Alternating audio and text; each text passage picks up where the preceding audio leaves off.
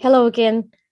Welcome to the AVETMISS End of the Year Reporting webinar. My name is Ash and I'm a product specialist at WiseNet. I've been joined by my amazing colleague Michelle today, who will be presenting more about NCVER and the AVETMISS reporting for the end of the year.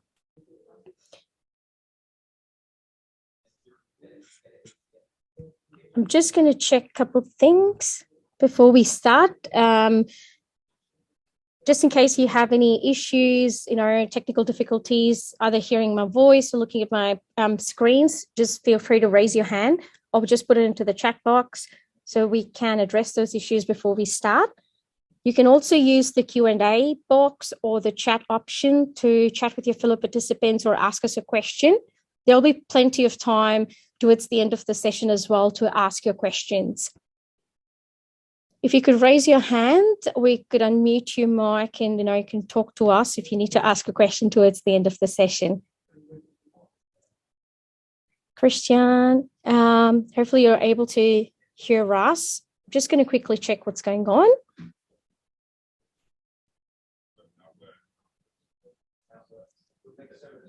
Christian, would you be please able to just put in a chat if you're able to hear us or if you have any issues? Thank you.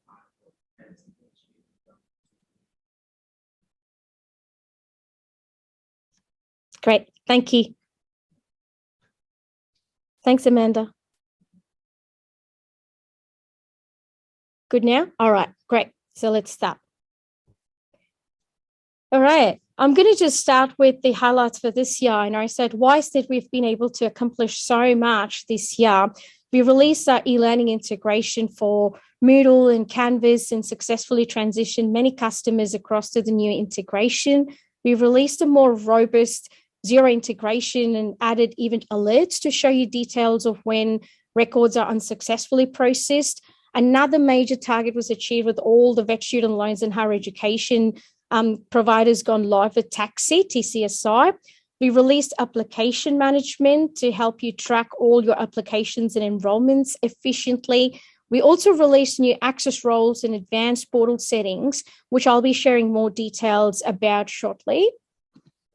Now, let's take a look at what we are here for today. Before I hand over to Michelle to talk about end of the year reporting and validations, I would like to quickly share details about the recently released opportunity feature enhancements, the e-learning integration changes, and the user roles that I was talking about before, and of course, the vaccination field updates.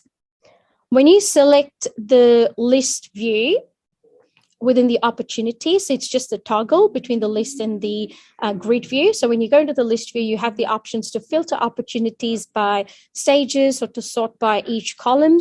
You can click on the actions menu if you need to edit or delete opportunities, as well as you can send emails to these list of opportunities in bulk.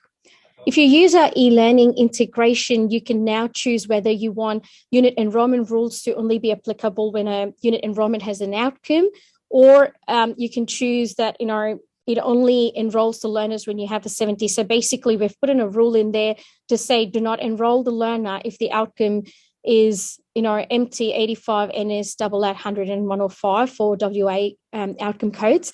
So you can choose to use this extra additional functionality there. If you're using Canvas integration, the learner will no longer need to manually decline or accept their enrollment in Canvas. When a learner is set to active in WiseNet, the learner will be automatically accepted and enrolled into the Canvas course. And if you use sub-accounts in Canvas, we sync all your courses from all the accounts and sub-accounts to WiseNet. We also introduced a new field called Grade Point for our higher education clients. This has been added to the unit enrollment gradebook unit update section. This allows a specific grade point value to be entered against each unit enrollment. And this has also been added to the auto grade feature, allowing it to be set as part of your e-learning grade sync. We made a few changes to the credential management in WiseNet. So the user role can no longer issue credentials. They can only request credentials, and a higher access level can issue the credentials. There are additional checks when the learner's fees is not completely paid, the unit end dates are in the future, or the outcome is incomplete. And you can no longer delete requested credentials just to ensure transparency. and users don't delete printed credentials without issuing them. We've released some new and updated user access roles to provide customers with greater flexibility in how they can provide just enough access for each user to complete their job. Now, based on your feedback, we introduced some new user roles and tweaked some permissions of existing roles as well. And this was completed over a two-stage in the last couple months, I would say, and all portal administrators should have received emails prior to the release of each stage. Now, we highly recommend that you take the time to review all your user roles and have a look at the article called Transition to New User Access Roles in our Learn resources, which explains what has changed and what you need to do to change the access levels for your users. The portal settings have been moved to the LRM settings page and grouped into different categories according to your access roles, making it easy for you to change the settings as well as update any settings. You have a toggle button to make it active and inactive now. So it's very easy to use. Give it a try. So it's just under the settings page in LRM. Now let's talk about the COVID vaccination requirements, and these requirements are obviously ever changing throughout the different jurisdictions. Now, we have opted to provide a flexible solution to capture vaccination details rather than very specific fields that would quickly become obsolete. So a list of new fields include the vaccination status and the vaccination status notes against the learner's personal details.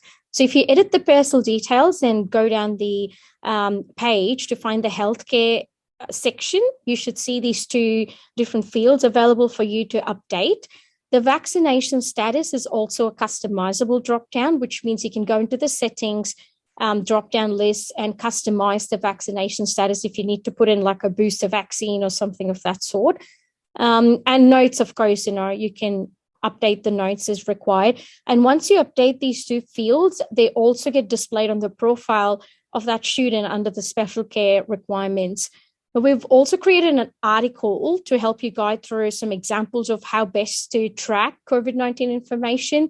You could also create checklists against the learner checklist to collect more information, if you need to put in dose 1, dose 2, or if you need to put in the type of vaccination they're receiving and the staff who's citing these documents, so you can add in more information within the checklist, and we have an article to help you with this. We have also introduced similar fields at the staff section where you can put in the staff vaccination status and put in the notes as well against the staff. So this is mainly what we've released, in the last 1 month, and you should have received the highlights article yesterday from the team. And if you have any questions regarding these, feel free to raise a ticket or just give us a call to talk to us. All right, that's the end of my presentation, but I'll be handing over to Michelle, who'll be taking you through the end of the year reporting. All right. Just in the meantime, while Michelle shares the screen, I'm happy to answer any questions there. All right, great. I think we're all good. Thanks, Michelle. Hello, everyone. I'm the product specialist at WiseNet. Thank you, Ash, for your presentation. Today I'll be taking you through the end of year AVETMISS reporting presentation. And so, yeah, hopefully you can join me for the ride. Now, just bear with me a sec. Okay. Now, first, we'll talk about the basics. Whether you're new to WiseNet, or to AVETMISS reporting, or an industry veteran. Understanding the basics will help you keep on top of your reporting obligations. All RTOs must collect a range of data from their students and report their delivery activity, known as total VET activity, to the NSFA, which is the National Centre for Vocational Education Research, at least annually. NSFA is a national professional body responsible for collecting, managing, analysing, communicating research and statistics on the Australian vocational education and training VET sector. And this helps to inform government budgets, planning and funding for VET, which keeps us all in a job. Now, AVETMISS stands for the Australian Vocational Education and Training Management Information Statistical Standard. Your WiseNet LRM provides you with a platform for you to collect the mandatory student statistics and training activity data and allows you to run your exports to meet your government reporting requirements, including your end-of-year reporting. All RTOs are required to submit AVETMISS data at least once a year for the end-of-year reporting. However, quarterly submissions are also recommended to help you keep on top of your errors, letting you make corrections to the previously submitted data, and if necessary, and also to allow your students' USI transcripts to be updated in a timely manner. The reporting requirements for RTOs with state-funded contracts differ, and monthly submissions are usually required, with all training activity finalised by the end of the year reporting before training activity can be reported in the new year. For fee-for-service as well as funded training activity must be reported, and depending on your state body may submit your data. They may also accept your submissions for your fee-for-service as well as your funded training, which they submit to NSFA quarterly on your behalf. Otherwise, you'll need to submit your funded data to your state training authority and your fee-for-service data to NSFA. All training activity submitted is then updated in the USI registry. Also note that even if your RTO didn't conduct any training during the calendar year, for example, if you're a new RTO, you still need to submit a nil return when the reporting window opens for end of year reporting. Regardless of whether you submit your AVETMISS data to your NSFA via the AVS system, your state training authority, or a combination of both, WiseNet's AVETMISS export function is designed to allow reporting of the relevant export year current to the date that you're generating the report. To generate your AVETMISS export, go to the LRM in the Reports tab, select Exports, and then click on the AVETMISS export function. When under the section where are you reporting to, you'll need to select either the national or the state funding, depending on which submission you're doing. Select the collection year for the current year. It will be set as the default. Click Next, then click the relevant contracts that you wish to export. Enter an email address that you wish to export the files to, and then click Start. The files will be generated and saved in today's exports and emailed to the address you submitted.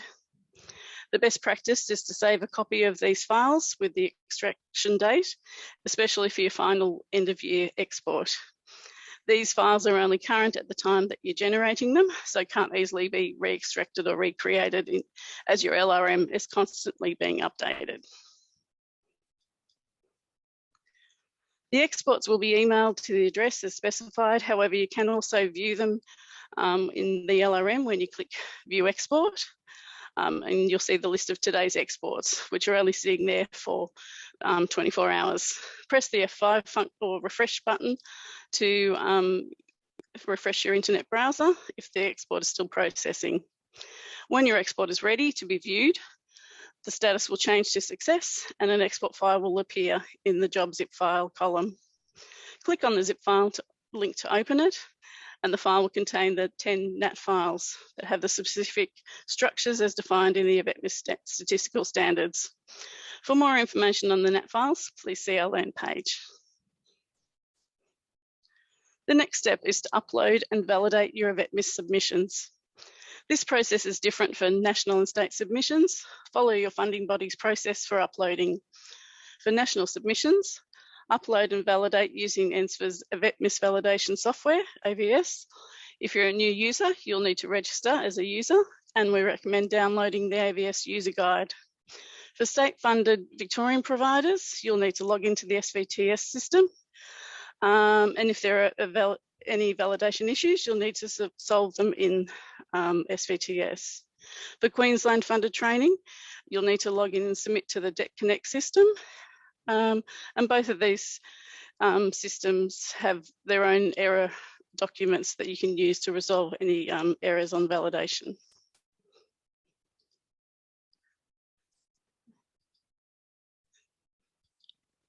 Okay. Now, follow the steps in the AVS user guide to upload your files. The validation of your files occurs in 2 stages. A basic validation checks the files for correct file formatting, followed by a full validation checking the rules as outlined in the AVETMISS standard. You'll receive your collection processing summary report with your errors and warnings. Errors must be corrected to validate your current submission, and the files need to be corrected and exported again and re-uploaded to pass the validation error-free. Warnings should be investigated, but they won't stop the validation. You should troubleshoot any errors by downloading the validation error spreadsheet. Errors can usually be resolved by identifying the student record by their ref internal student number, reading the error description, and updating the error in WiseNet. Okay, let's talk about some best practices. WiseNet has a range of reports designed to help you check the accuracy of your data prior to your government reporting. Regular data integrity checks will help you to reduce the number of errors in your data, and then it will help you save time and stress at reporting time. These WiseNet reports can be used to help you identify missing, incorrect data in your NAT files before you run your final AVETMISS export. And now is the time to start running these checks. Reports 0446, 0003, and 0777 relate to the NAT60 files and your units of competency. Report 0443 is relating to your NAT30 files and your courses. Report 0448 is a good one for checking out your training activity and your NAT120 file. Report 1316 is your learner demographics information, and your that relates to your NAT80 file. And then report 0359 is relating to your qualifications issued that appear in your NAT130 files. There's more information in our report guidelines, and you can troubleshoot any errors to help you go through the validation process. When you are looking at your data and checking for your end of year reporting, you should also check your course and unit offer defaults for missing AVETMISS defaults. These defaults will populate to your enrolments in the offers, and then update missing defaults will be added to, if you update the missing defaults, they'll be applying to the future enrolments, but for the existing enrolments who have already been into the course, you'll need to check that the defaults have been updated manually, and you can refer to our Learn page for guideline information. You also need to ensure that you've collected data that you need for the mandatory AVETMISS fields in the learner profile and also in the demographics section. Look out for those little hints that have got the AVETMISS and the AV beside the fields. But you can also go to the learner profile page in our resources and check for the AVETMISS requirements. Now is also the time to update all your unit outcomes. All final outcomes, for example, competent and withdrawn, need to be reported before you can finalise your 2021 data and start reporting your 2022 data. Also, use this time to check that you've ticked the AVETMISS box for making sure that your data gets reported. If it's not ticked, this won't go to your AVETMISS export, and for funded contracts, you won't get paid. For customers who are using e-learning, for example, Moodle, WiseNet's integration can help you sync the results to Moodle, from Moodle to WiseNet automatically. Contact us more to learn more about our e-learning integration. Just to summarise, don't update any final outcomes for 2022 until you have finalised your 2021 data for your end of year submission. For example, if you have a student who's started her unit on July 2021 and she's been made competent in January, just at the start of January, don't make her competent until you've done your final submission for 2021. And you've closed the collection window is closed, and then it's open for the 2022. For this case, the outcome code for Mary for this unit should be reported as 70, continuing enrolment, until the collection window opens for 2022.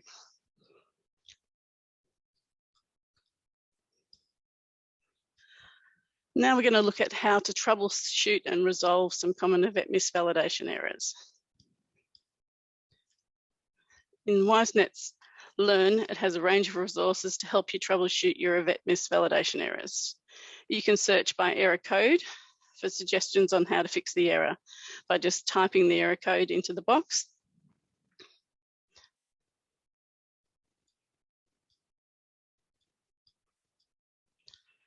If you have some common errors that have been caused by the missing AVETMISS faults, details in your defaults in your course or unit offers, as we discussed earlier, our bulk update functions can help you update multiple records at the same time.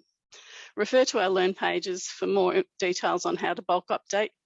You can bulk update unit enrolments, course enrolments, and learners from the course offer, or from the unit offer. You can also update with limited fields in the Enrolment Wizard update in the Learners tab. Now we're going to look at some common errors, including error 3808. You can use WiseNet Learn to help you troubleshoot this error. For this error, it is saying that there is only one record permitted for the subject identifier, and please remove the duplicate record. In this instance, we're talking about the unit. You may use this unit twice in different qualifications, which is fine, but you must keep all the information the same in both units. So for example, the spelling in the unit description must be the same, and things like the field of education must be the same. You can't have different fields of education, or it will pick them up as different units.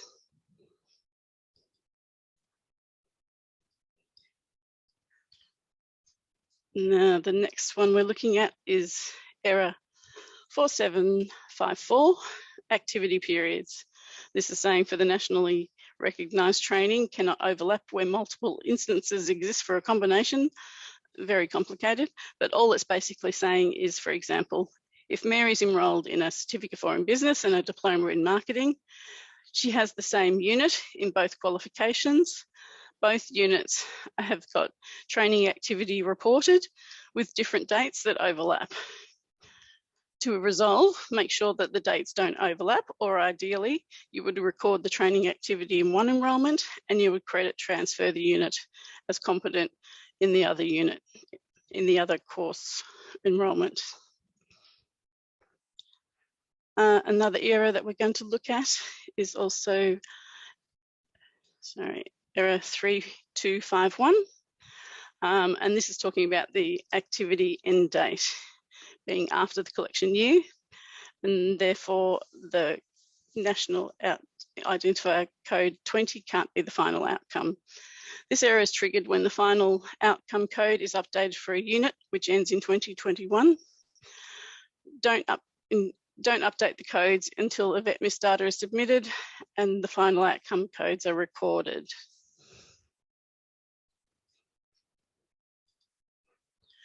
Please also note that if you're reporting a student who's completed all their units of competency in the year 2021, you must also link this to the actual end date. You can't have all units ending in 2021, but reporting the actual end date as being 2022. This will cause error 1314 in your 2022 upload, as there's no corresponding unit to match the program completion. Now, in conclusion, we've looked at a few different things for your end of year reporting, which includes where to find your export files, how to upload your NAT files, tools to troubleshoot errors, common errors and solutions, reports that you can use to check the data integrity, and some recommended best practices. We've also looked at the timeline for submitting this data. Now, if you have any issues resolving your 2021 end of year submissions, please log a support ticket as soon as you can and start testing those submissions now and getting those results in. Our team are closing for the holiday break on the 23rd of December. To give us time to get to your ticket before the holiday break, please log your support tickets by Wednesday, the 22nd of January. In this presentation, we've also included some useful links to help you with your end-of-year reporting, including STA and NSFR links, and as well as links that are useful links in WiseNet. That's the end of the presentation for today. We'll make this recording and the slides available in WiseNet Learn soon. If you have any questions, please stay on. Otherwise, thank you for attending and good luck with your end of year reporting. And as always, if you have any issues, please log a support ticket and we'll be happy to help. Thank you very much for your time today.